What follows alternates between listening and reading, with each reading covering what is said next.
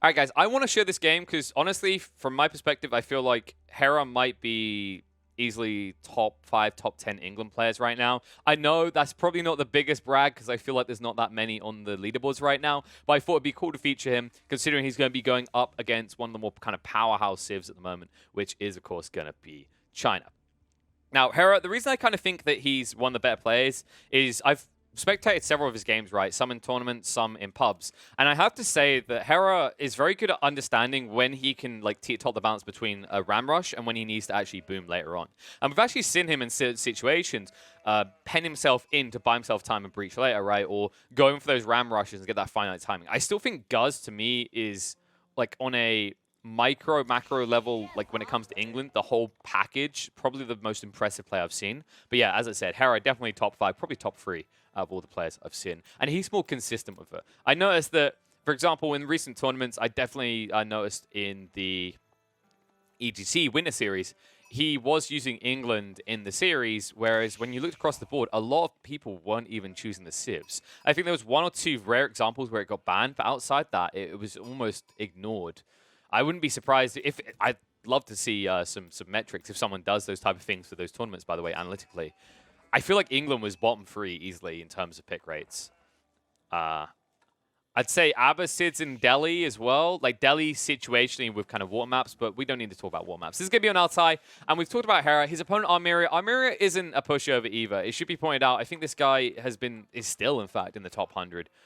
Oh, he just slipped outside. 132. But 132 ELO with 702 games is pretty impressive. Remember, though, the big difference we talk about, the kind of power spike is when you jump from, I want to say, like, the 100 range to maybe the 40. 40 to 50, suddenly you start to see this huge ripple up. And then once you get to the top 20, it's almost 100 ELO rating ahead of that below. So it's kind of interesting to me because especially when you talk about just outside the top 100, you can branch between, I say, about like 60 to 500, and you wouldn't actually get that big of an ELO rating drop than what that which you would think, right? So it's kind of crazy that when you're at the cusp of like the top 100, right? You're just breaching through. You're in the 90s, the 100, whatever, and you lose 1 or 2 games. The ELO rating sink from that can see you actually just lose essentially like, I don't know, 100 ranking placements on the leaderboard. It's actually brutal to watch. It's kind of nutty.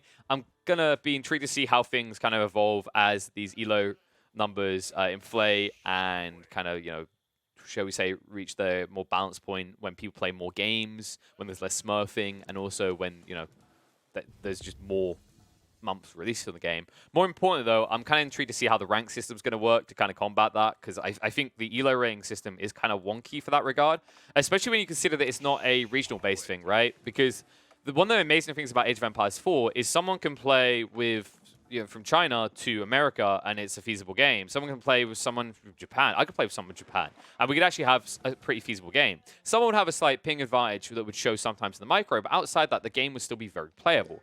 And I think that's kind of an interesting and powerful element of Age of Empires that can make it avoid the feeling of a dead game. It also, though, leans itself towards these wonky situations where, depending on the time zones and depending on, like, which region has bias in terms of ranking, you can get these situations where there might be like one South American player or say one Japanese player in the top 100, and they, because of that and because of the time of days they play at, they might potentially get ranked up against a 400 ranked player, depending on whether there's enough people around. Because I'm pretty sure, or despite the ability to like not be ping biased, shall we say, I do think the way that the system works is it does start close and then ripples quickly. I could be wrong, but I've seen some funky matchups recently which suggest that data to me. If someone knows one of the devs or has seen one of them talk about that, I'd love to get feedback on that. I imagine that it's not that heavily weighted. From what I've seen, if it is ping starting, it quickly expands the parameters, right, compared to other games. If everyone's played like Call of Duty, Dota, League Legends, well, not even League Legends, because League Legends has region locks, but these games where ping really matters, it'll actually tick you up every 20, 30 seconds. So I guess the kind of drawback, what I've been talking about with that, one of the cool knock-on effects of Age of Empires 4 is even if we ever reach a state of dead game, right, barely anyone playing, it's kind of cool to know that people will still be able to find other people, even if your region is incredibly unpopular within the Age of Empires 4 ecosystem. But anyway, Nerding out too much. Clearly you can tell I've been away for a few days watching the Halo, because it just seems like I've got these ramblings that belong in a podcast more than the game, because we've got a game. And the opening-wise, it is going to be standardized. Nothing too out of the ordinary. You're going to see England opening up the Council Hall. Meanwhile, when you look at the side of China, China is going to be building the defensive choice, the Barbicanist Sun. Usually, the choice you go for, if you're a little bit paranoid, your opponent could go for any sort of rush attempt. And of course, England, when I say the word rush, it's one of the first to come to people's minds. It's the classic one. We used to see it a lot in the alpha days. If you want to go for it, Ram Rush was the go-to, right? This was the GOAT faction for exactly that. We'll have to see if that's the play he wants to go in towards, though. I don't necessarily expect Hera to play into, like, TC eco-booming, simply because you're up against China. And that's not a good matchup for eco-booming. For a start, China has the ability to easily drop a stable and get their hands on the deer, which is what we're seeing now, right? In fact, no, it's horseman. Okay, cool, like that. But he now has that flexibility if he wants. More importantly, China is just more efficient on TC booming than England is. England is a late eco boomer, right? Courtesy of the way that farming works. Farming is a very big part of England's economy scaling. The problem with that is it comes into play in Castle and Imperial Age, right? That's where they're really powerful. And you can't really play around those economical advantages without leveraging your early military aggression as England. And that is something we've seen many England players struggle with, right, is finding that finite balance between pressure and scaling. And quite often what happens is a lot of these England players, they push very hard into the pressure, and, well, that pressure is honestly pathetic. It's like watching a 5-year-old kid try and punch the rock. He just giggles at you, right? And instead, you just end up, you're the tuckered one out, you have to go nap time, right? You can't play anymore. That's how England players end up functioning. And you get that stage around 20 minutes where their opponent is hard in the Castle Age, they held them back, and all of a sudden, you're just sitting there like, well, I have Longbows and Spearmen. I think I'll just GG out now. So, we'll have to see if Hera can solve that problem against China. Like I said, this is one of the better players to balance that issue out, I think. The problem is Armiria, I love the read on this, right? Drop in the early stables, give himself that flexibility, grabs a few of these horsemen, doesn't hard commit into the professional scouts, right? He hasn't actually taken it yet, but now, if he saw his opponent wasn't guarding himself, he'd be able to raid with a few horsemen, but more importantly, he'd then be able to make the choice to eco-scale himself. But already now, Hera being forced to drop the racks. Remember, this is a pricey investment for an England player.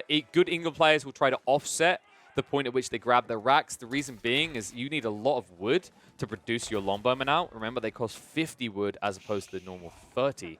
Was it 40? It's been too long. For the other Civs archers, right? And that adds up quite quickly. That's what usually prevents them from getting into it. That's why when we look at the breakdown, Hera, 12 people on the wood line right now, compared to only 9 for Armiria. Oh, by the way, guys, once again, just trying to get feedback. Let me know if you like my face on camera. If you do, let me know if you want chat on camera. I don't think we need them. I mean, there's some horrible people talking in chat right now. But yeah, like I've noticed that there's kind of a split. Some people like the kind of face cam. Some people asked it, so I thought we'd experiment. Okay, you know, I'm treating my YouTube channel right now like college. It's a time for experimentation, baby. But no experimentation out of Hera. Standard, spears, and longbows. An outpost already down from Armiria to protect himself. It stops you gathering on the gold. And this is one of the beautiful things you're also noticing. Look how effective this is, actually.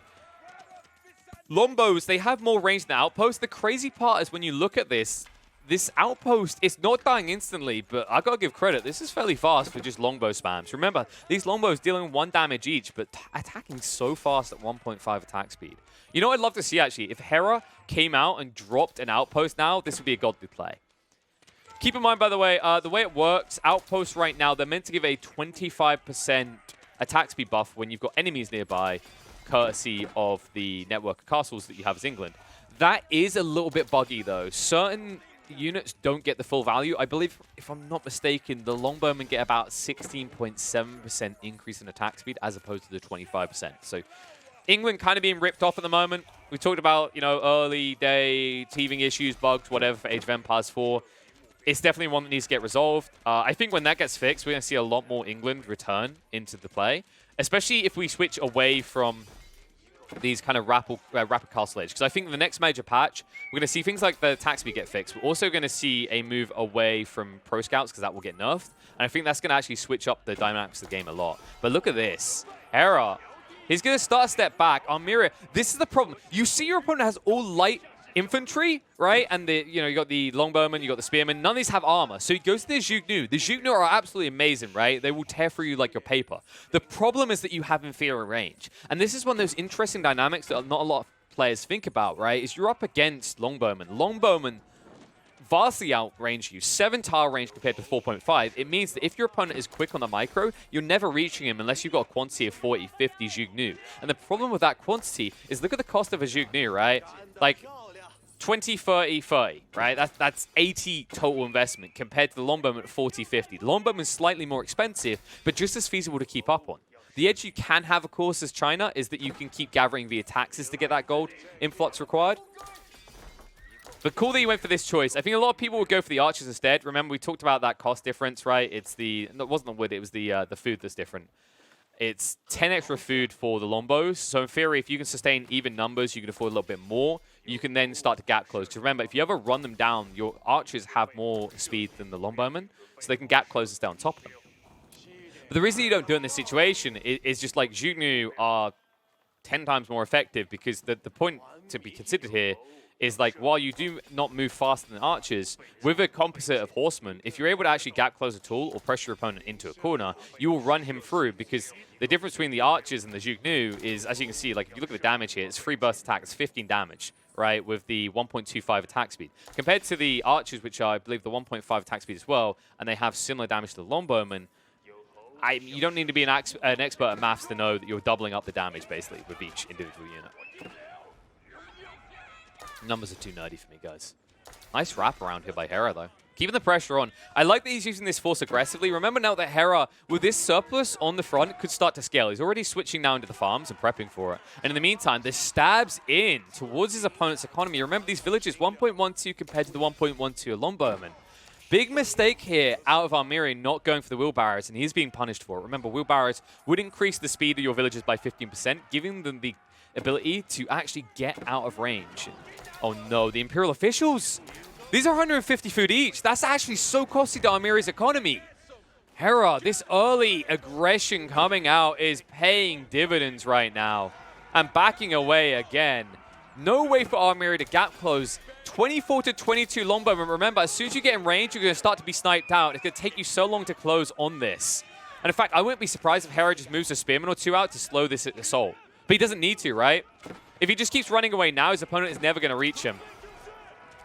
Here come the horsemen through. Just in range, gets caught on the turn. And Spearman will chase him for the moment. Needs to be careful. If you lose a Spearman, then the horseman can just chase you down infinitely. But these trades are actually pretty damn good for Hera. Hera just drawing all the aggression to the bottom corner of the map, ensuring that even if he loses this fight, afterwards there's no real move for Almeria to make.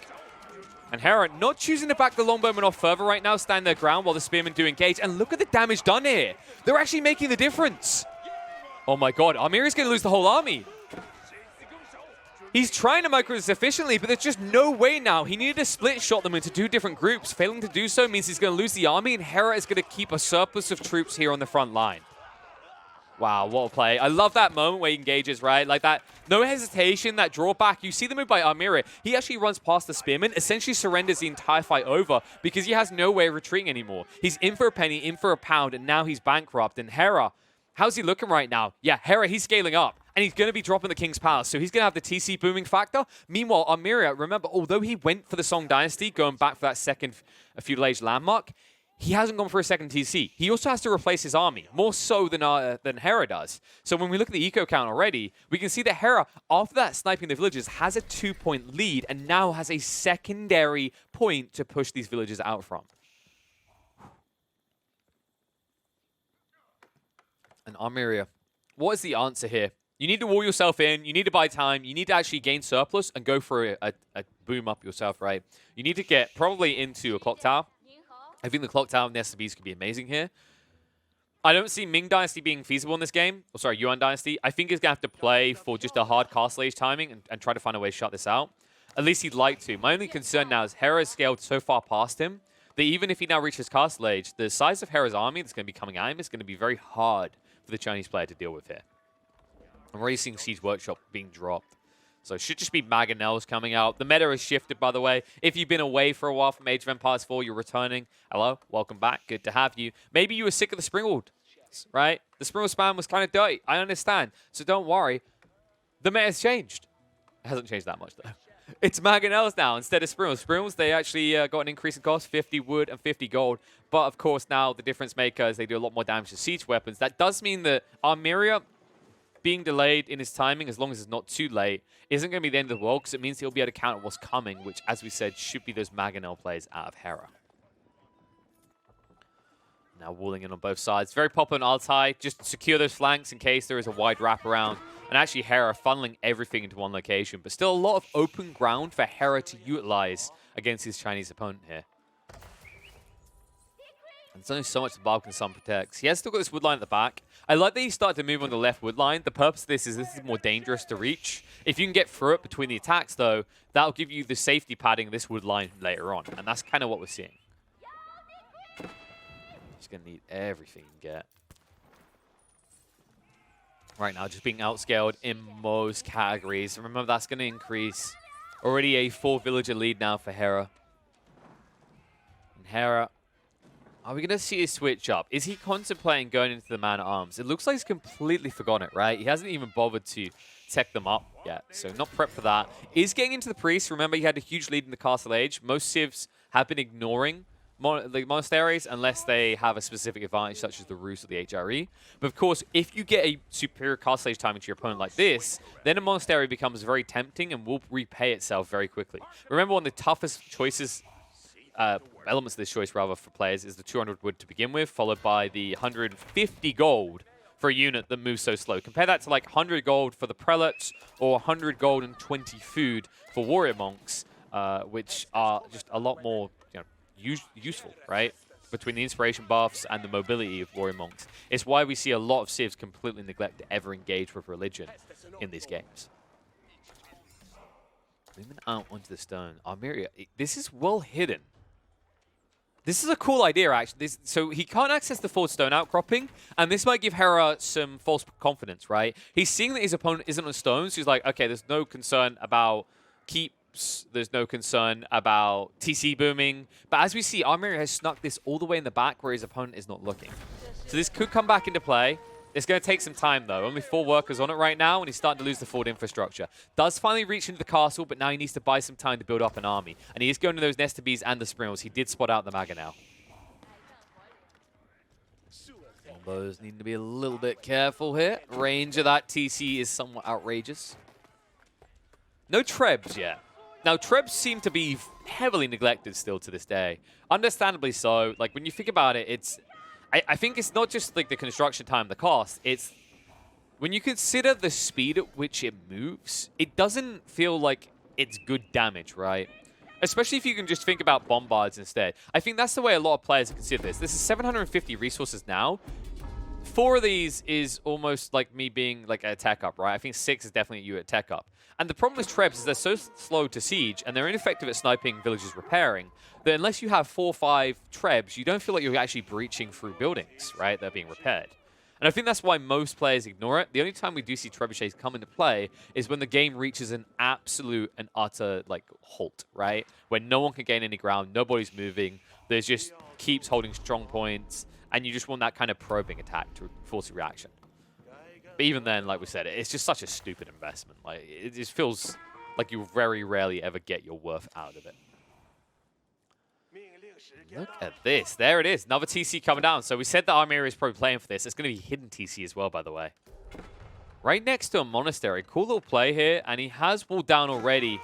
Hera was having similar ideas. He wanted to pin his opponent in with the stone walls. This should make him a little bit suspicious. I don't know if you want to commit the people to going through this. This one's taking a little bit long compared to the last attempt on an outburst. But he'll eventually get through that palisade. Still hasn't switched up, by the way. It's only Longbowmen. And I'm not the biggest fan of this. Siege with just Longbowmen. I get the appeal, right? Like, there's no denying that this is a ranged meta we're in right now of Age of Empires 4. Melee melee weaponry in a lot of situations feels underwhelming unless you rush it. But I do think having a small line of man at arms here could make the world of difference. But I guess he's going to wait for a response out of his opponent. Because right now, your theory has to be, if I'm making siege weapons, Armiria has to be making siege weapons as well. And he's probably not switched up his composition. So all he has is archers or stables. Which means that you probably don't need longbowmen. You're probably not going up against lancers at this stage. It's either going to be horsemen or it's going to be Zhuge Nu and archers. Still just a small group of Zhuge Nu. Almost through over here as well. Really wants the access to walling here, but as we see, not able to do so. Instead, it's going to be Armiria dropping the wall. So has protected his economy, gives him some farmland at the back. The gold and the stone in the meantime is going to allow him to scale quite nicely. And then on the south side, I love this play. Just the small monasteries, right? Because the priests, the monks, they just move so slow. This way, they instantly grab a relic and get it back. You're only going to get one down here, though. The second one's going to be secured by Hera as we see him moving out. There we go. Finally through the palisade walls. He'll find out quickly it was for nothing, though. And needs to start controlling the sacred sites. Has got to get his hands on the third one down here. Already has the other two. And looks like the longbow will snipe out the villager before the walls go up. So understands that Armiria is still paranoid. And remember, Hera, this whole while he was scaling, he went up to the Imperial Age in the end. And he did go for the Berkshire Palace. So remember, this is an amazing tool. Not only having the 50% greater weapon range than other keeps would have, allowing you to shoot past these berry bushes, basically. But also, remember that England has this unique factor to them that allows them to use their keeps as military production buildings. You can see right here, right? You can build basically anything. This also means he has access to bombards now, so he has a way of quickly ending this game. And I wouldn't be surprised if we get 1 or 2 bombards coming out soon. Hera just needs to get more wood in first. In the meantime, Armiria, I believe, yeah, he's actually hanging around. This is a popular choice being made by a lot of Chinese players right now. He's choosing to stick in the Yuan dynasty, right? As in hang around the castle, get the second castle so you get that dynasty. Because one of the big benefits around that dynasty, well, there's 2 actually. Fire Lancers can be incredible in a lot of situations. And we have seen them used effectively to raid, to cause splash damage to unarmored armies. I don't think that's the play he's looking for here of Imperial Age. What I think he's looking for instead is the second most important element of Yuan Dynasty, which is the movement speed. The 15% movement speed buff is insane. It applies to villages, siege weapons, all military units, right? So essentially, think about it this way. One of the big power spikes that China can have to bounce back in this type of game is Palace Guard. If he starts to spam racks with his limited space, and you push out Palace Guard already move at 1.38 movement speed per second. If you get that 15% juicer factor, they're almost as quick as heavy cavalry, right? They move at like 1.62. You're moving at, I think it's 1.56, 1.58, around that area is Palace Guard. It means that you're able to gap close pretty much anything. We'll just have to see if he opts into it. Right now, hasn't really seen Hera switching up at all. Remember, Hera, he's been walling, he got ahead on this, and he has gone for all 3 sacred sites. So Armiria is going to have to come out and play. And that's my only worry here, right? Is because he's still catching up. He's constantly catching up. He's got Yuan Dynasty. He's still got to think about Imperial Age if he can reach that. He's given so much time where Hera has been able to scale his economy and now can start to push out equal amounts of units. It means that he's in this awkward situation where he's never able to actually breach these walls easily and actually decap on these sacred sites. And it might force a big mistake out of Armiria in the next 2 or 3 minutes. And you can see your opponent's desperate when he's putting down palisade walls in this situation. Bombard moving on the main TC. Sprills moving across to try and get in range. Needs to be careful. We'll back it up. Bombard's a heavy investment just after you go up into the Imperial Age. Don't want to lose them for free. Nice sidestep by the Longbows. Dodges out the nest of bees. And look at the damage on these. 11 per shot. Enough to quickly burst through the siege weapons despite their resistance. And now the Sprills coming in for Hera. And Armiria already losing the big backbone of his damage, right, with that nest of bees. Fire Lancers are building up. Now remember, if these Fire Lancers are ever able to reach the Longbowmen, they will shred them with their splash AoE damage upon charge. It is quick to just dispatch these unarmored units. But remember, Hera, also, if he's quick and he uses the palings, he's going to block you out. That charge is going to be invalidated, and you're just going to end up losing a lot of troops. So Armiria really has to teeter-totter the way he approaches this. Bombard slowly getting through it. He's going in the shutter triggers, so he just wants to make sure those Sprills have the additional range. Remember, shutter triggers is not accessible by Armiria right now, which means if he builds the Sprills, he's going to already be countered. But here we go. Stable drops. Spams it all out. Needs Fire Lancers quickly. TC down to half HP. Not the end of the world if he loses it. Still got another TC producing more villages at the back, but Hera still outscaling. They're actually matched now on the villager count. Remember, Song Dynasty giving that 30% of decrease, 35% decrease rather in production time means you get them out quicker. But he might have to go. He feels pressured. 12 Lancers here charging out, but that's not the way to do it. Picked off one by one, trying to move in. Is he going to use the palings though? No, he just splits them off into 2 groups. The charge gets tanked rather by the front line, and that means the Longbows are going to stay alive. Bombards are being attacked, but the damage is already done in Almeria.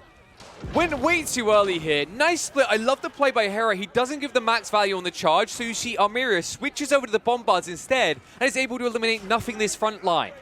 This front line of Longbowmen, I'll remind you. Charge in. There you go. You see the splash damage. If you get those hits, it's huge, but Almeria jumps the gun again. He needed to wait until he was up to 8, 9 before he moved in like that once more. And now he's in trouble town. Dropping the Spirit Way. Building fast. Remember, China. Double the speed on their construction. That landmark, as you can see, takes no time at all, especially when you've got 25 villagers working on it. And he's in desperation mode. Villagers do move out of the TC. Bombards are working through it. Imperial Age has been reached, but your primary TC is already down. And now Bombards can go to work on your infrastructure. Start to burn through these stables, burn through the archery range.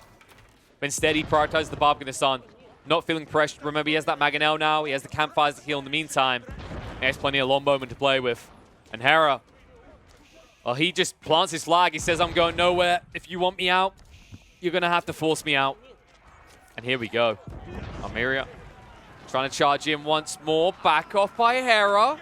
Decent damage being done to the front line. Even the priest tanking the shots. Means that all the rest of these Longbowmen are going to be fine, as they've already used their charge in. They do not have that splash damage anymore. And Almeria once again losing his troops. And I don't know. I don't know how you're going to get back in this now. You've lost the 4 defenses, the primary TC, the 4, it's all down. And that means you can move on to doing military lines next.